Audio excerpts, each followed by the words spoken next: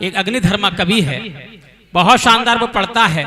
4 पंक्तियों को सीधे सीधे आमंत्रित करता हूं। कहीं नरेंद्र गर्ग जी ने लिखा कि राजनीति चाणक्य सरीखे प्रशासक को याद करे, राजनीति चाणक्य सरीखे प्रशासक को याद करे, सबकी बात सुनी जाए जो भी आकर फरियाद करे, और लक्ष्मण जैसा सेवा व्रत हो, बाणों का संधान हो, फिर से सोने की चिड़िया ये मेरा हिंदुस्तान हो, फिर से सोने की चिड़िया ये मेरा हिंदुस्तान हो। जोरदार तालियों से आमंत्रित करें भाई मोहित सक्सेना। पूरे मंच को नमन करता हूं। और जैसा कि अभी भैया ने बोला भी था, सौरभकांत भैया ने, कि मंच से भी अधिक ज़्यादा समृद्ध लोग नीचे भी बैठे हुए हैं। ऐसे आदरणीय भैया गौरव विवेक जी, वंदना विशेष जी और कमलेश मौर्य मृदु जी, आदरणीय दादा, आप सबकी बहनी उपस्थिति को प्रणाम करते हुए लखनऊ के बहुत देशभक्त श्रोताओं को नमन करता हूं और काव्य पाठ आरंभ करने की आज्ञा मांगता हूं। आदरणीय, जब मंच ऐसा हो जिस पर बात माता पिता की स्मृतियों की चल रही हो, तो मैं अपने सामने भी देख रहा हूं कि कितने बुजुर्ग बैठे हुए हैं।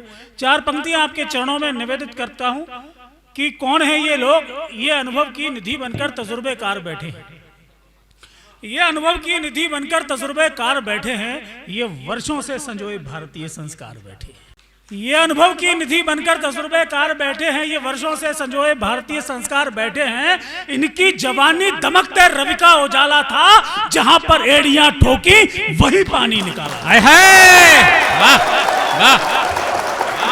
अपने युवा साथियों से कहता हूं, जहां पर एड़ियां ठोकी वही पानी निकाला था। हमें तुमको यकीनन अब तक उड़ना जरूरी है, मगर पाखी को पहले डोर से जुड़ना जरूरी है। कि बनके साए सर पे धूप अपने कौन ले लेगा, अगर छत ही नहीं होगी तो बारिश कौन झेलेगा। निवेदन करता हूं आदरणीय, मुझे मेरा परिचय दिया आदरणीय भैया ने कि वीर रस का कवि हूं। मुझे याद आती है, यहीं से थोड़ी दूर की घटना है काकोरी कांड, जिसको कि काकोरी शौर्य दिवस के रूप में आजकल मनाया जाता है। उनके एक शहीद राजेंद्र लाहिड़ी जी को जब फांसी के लिए ले जाया जा रहा था, तो जब वह जेलर आता है तो देखता है कि राजेंद्र लाहिड़ी जी अपनी बैरक में दंड बैठक लगा रहे हैं, पुशअप लगा रहे हैं। उन्होंने राजेंद्र लाहिड़ी से पूछा कि अब तो तुम मरने ही वाले हो, थोड़ी देर में ये पुशअप लगाने का क्या फायदा।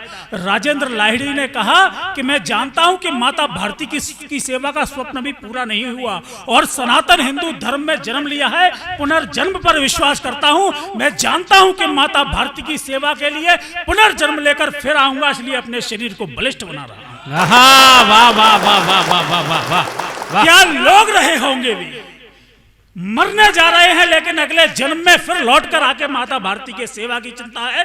लेकिन गर्व से कहता हूं कि जिनकी माताएं बसंत कुमारी जैसी थी, तो बेटे राजेंद्र लाहिड़ी जैसे पैदा हुए। माताएं जीजाबाई जैसी थी, तो बेटे शिवाजी जैसे पैदा हुए। माताएं जयवंताबाई जैसी थी, तो बेटे राणा प्रताप जैसे पैदा हुए। लेकिन बड़े खेद के साथ ये भी कहता हूं कि माताएं यदि रील बनाने में व्यस्त रही, तो बच्चे केवल नच के ही पैदा होंगे। वीर रस के कवि की आवश्यकता क्यों होती है देश को। चंदर बरदाई डिंगल महीना दोहा छंद सुनाते, तो आपसे निवेदन करता हूं कि 10 मिनट जो भी आपके बीच में हो, यदि आपने पहली 4 पंक्तियों पे ऊर्जा दी, तो आप अगले 10 मिनट में आपकी ध्वनियों के तापमान को बढ़ाकर जाऊंगा। चंदर बरदाई डिंगल महीना दोहा छंद सुनाते, तो पृथ्वीराज चौहान से गौरी की गर्दन कटवाता कौन, और भूषण वीर शिवा की नस नस में अंगार नहीं भरते, औरंगजेब से आता ताई को घुटनों पर लाता कौन। वाह वाह वाह वाह मोहित, कौन लड़ाता राणा को अकबर की भीषण सेना से, और गिरे हुए गांडीव धनुष को अकबर से उठवाता कौन। ओज कभी यदि चीख चीख मंदिर पर बात नहीं करते, ओज कभी यदि चीख चीख मंदिर पर बात नहीं करते, तो अवधपुरी में रामलला के मंदिर को बनवाता कौन। वाह वाह वाह। आदरणीय दादा कमलेश मधु मौर्य की लगातार प्रशंसा मिल रही है, हम जैसे कवियों के लिए बड़ी विशेष बात है।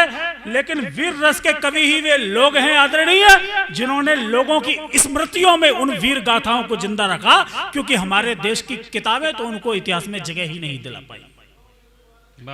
तब मैंने कहा बहुत आभार, क्योंकि हमारे देश की एनसीईआरटी तो उनको जगह ही नहीं दिला पाई। शिलालेख भारत अखंड का भू पर गाड़ दिया हमने, शिलालेख भारत अखंड का भू पर गाड़ दिया हमने।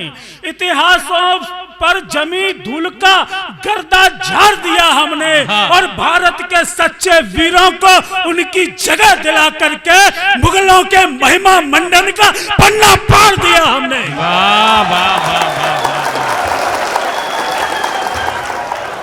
मुगलों के महिमा मंडन का पन्ना फाड़ दिया हमने। पहलगाम का हमला हुआ, मेरा छोटा भाई हिरेंद्र नरवार अभी बात कह के गया। मैंने उस समय भी देश के प्रधानमंत्री से कहा कि कई उत्तराएं रोती हैं निज प्रीतम की लाशों पे। आप वो दृश्य देखिए, कैप्टन नरवाल मरे पड़े हुए हैं जहाँ पे। तुमने हमको दिया भरोसा, देश सुरक्षित हाथों में।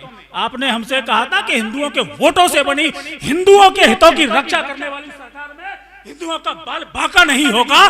बाल बांका नहीं हुआ, पैंट उतार के धर्म चेक करके गोली मारी गई।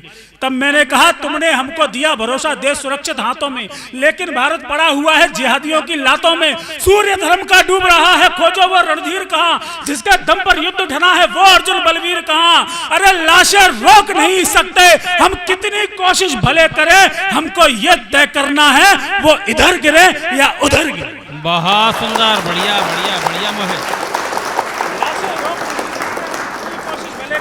हमको यह तय करना है वो इधर गिरे या उधर गिरे। तो करो तांडव गण बनकर बोले शंकर मनमोजी के, मुंड बिछा दो एलओसी पर पाकिस्तानी फौजी के।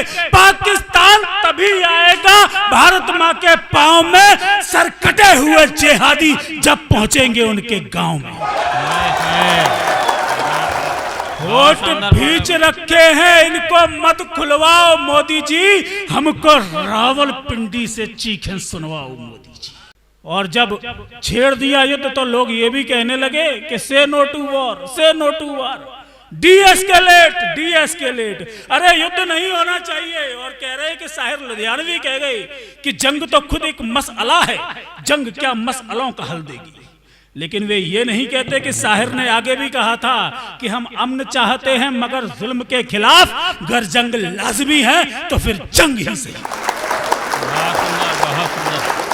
हम अमन चाहते हैं मगर जुल्म के खिलाफ, अगर जंग लाजमी है तो फिर जंग ही सही। और कह दो शे जो लश्कर बातिल के साथ है, इस ढंग पे है जोर तो ये ढंग ही सही। और जिन लोगों ने गोली मारी धर्म चेक कर करके, उनसे मैंने कहा कि अरे हम लोग तो कनपटी पे गन रखी हुई थी, तब भी गर्व से कह रहे थे कि हम हिंदू हैं। तुमने धर्म तो पूछा था, तुम्हारी तरह से नहीं कि ढाबे खोलने के लिए नाम चेंज कर लिया। बोला था ना जहां छुपोगे वहां पता कर मारा है।